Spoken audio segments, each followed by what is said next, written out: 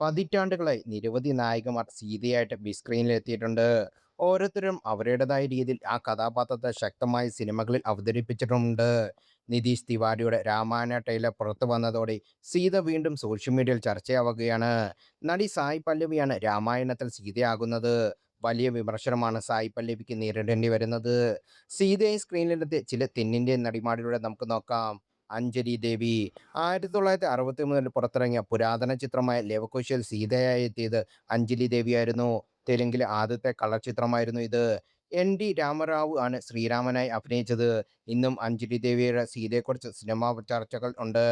ജയപ്രദ സിനിമയിലെ സീതയിലെ പലതവണ അവതരിപ്പിച്ച നടിമാരിൽ ഒരാളാണ് ജയപ്രദ.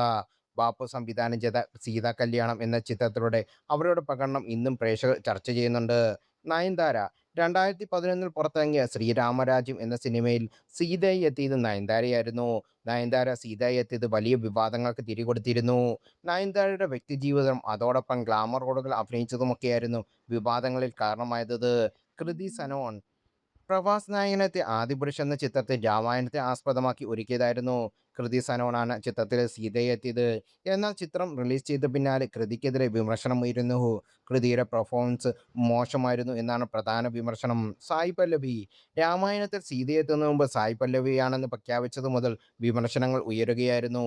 സീതയുടെ ലുക്ക് പോരാ എന്നായിരുന്നു സോഷ്യൽ മീഡിയയിൽ ഉയരുന്ന വിമർശനം. അതേസമയം സായ് പല്ലവിയെ പിന്തുണച്ച് നിരവധി പേരാണ് രംഗത്തെത്തിയത്.